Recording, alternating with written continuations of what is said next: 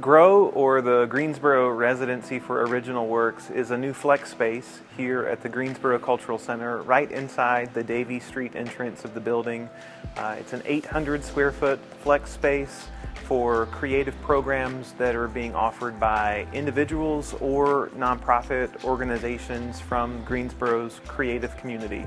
It's a space to conceive of a project, to bring that project to life, and then most importantly, share that project with the community.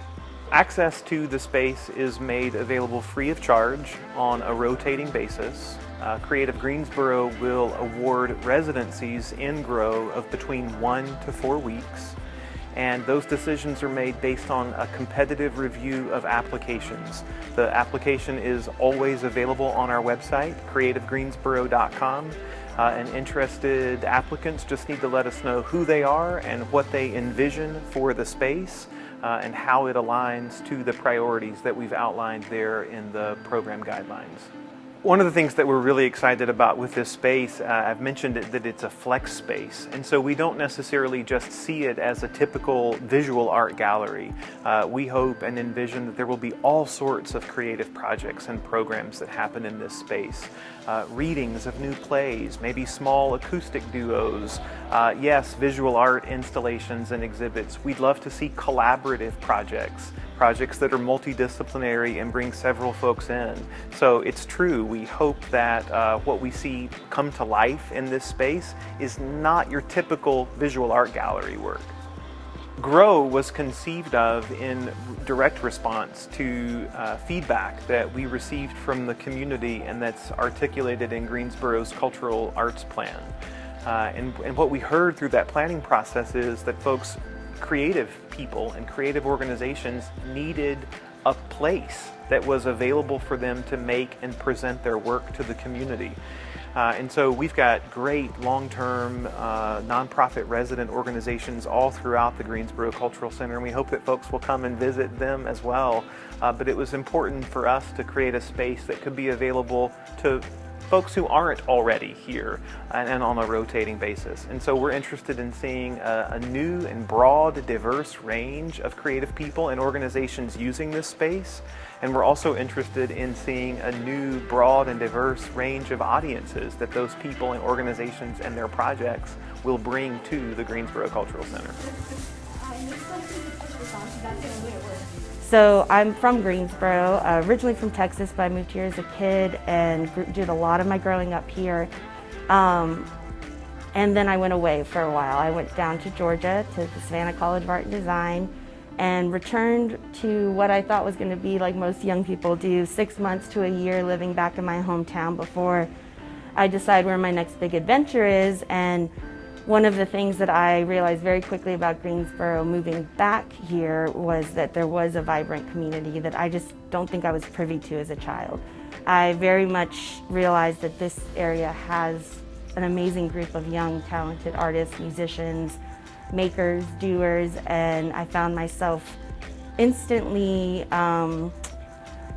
deciding that I wanted to make Greensboro the place that I want to see for people like me. So that's 10 years ago now, and I'm still here, still working in this community as an artist, and have done everything from starting an artist collective to doing I don't know how many hundreds of vending events, and I just find that I am constantly meeting and interacting and getting to know new artists in this area, and I think that's something that keeps me here in a sense, but also keeps me inspired. I feel very passionate about creating the kind of area here where artists and makers can live, work, and play. So I think we're a rare, not so rare these days, but a rare sort of bubble in North Carolina that is a very diverse community with a lot of different voices, and I think they're being heard better more recently than they have in the past. So it's an exciting time to be an artist in this area, for sure.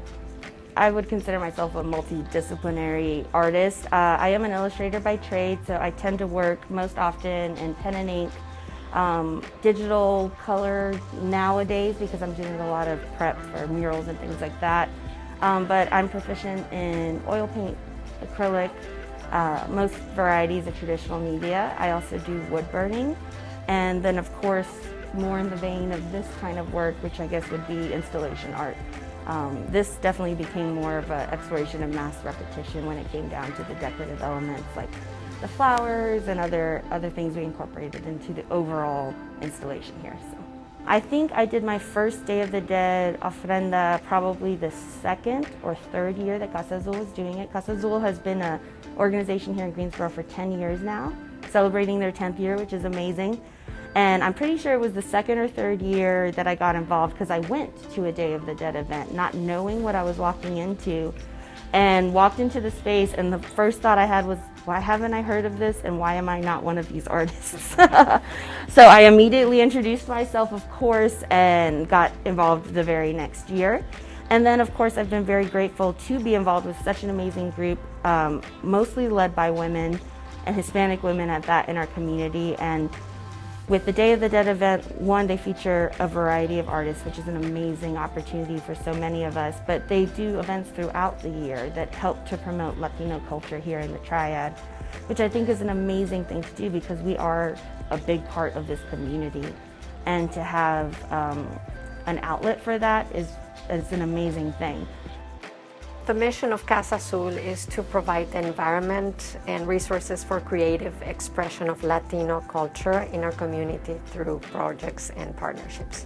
We organize exhibits that highlight otherwise unknown local Latin American artists, and this may give them an opportunity to sell their art and gain income. And at the same time, it provides an outlet through their work for their challenges and concerns. The organization is inspired in the name Casa Azul is for the blue house that used to be the childhood home of Frida Kahlo, and later Diego Rivera lived there, and it was a space for exchange of ideas, and it was also a space for cultural and artistic expression. Casa Azul is also giving many people living in the Triad the chance to become more familiar with each other in a peaceful and non-threatening way. Day of the Dead is our signature event, and it was actually our first, one of our first events that we did in 2010. So we've been doing this for 10 years now.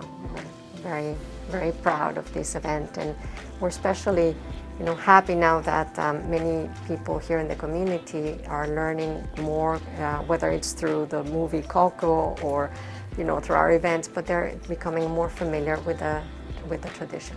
What we want to do is to highlight different countries and different regions because Latin America and countries can be very diverse.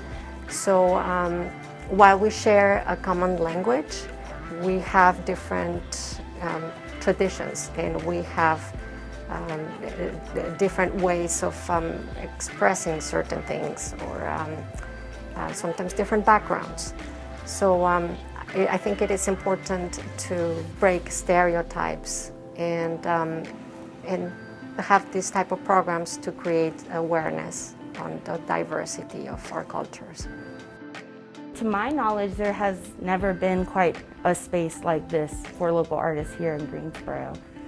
We have amazing gallery spaces here at the Cultural Arts Center alone. There's several galleries that have opportunities for local artists, but a space that can really be treated like a residency where an artist who may not have a home studio or may not have a space to work within to really stretch their wings, I think is vastly important in this area. I know personally I work out of a home studio, and there's only so many works you can create in a small space, and that's why I think I've turned towards murals more to kind of feed that need to go a little bigger and bolder. And so I am just so excited to be spearheading any project with Casa Azul, but also that Casa Azul is the first run in this space. I have always advocated for avenues for the public to experience art that is outside of the confines of a gallery. I think a lot of people in general are intimidated by the aspect of a gallery, whether it be you as a viewer coming in and feeling like you don't belong, or if it's too high art or it's too inaccessible. Part of the reason that I think, especially in this community, you see the amount of public art and the growth of that over the few years is in response to that as well. So if we can marry the two in a space like this where the public feels like this is their space as well, I think it really will open up more interaction with our community around the arts. So if you have a passion and a drive to create art, having an example of how you go about it, especially for younger people, I only see that as a positive thing, and I hope a space like this has a long life here at the Cultural Arts Center.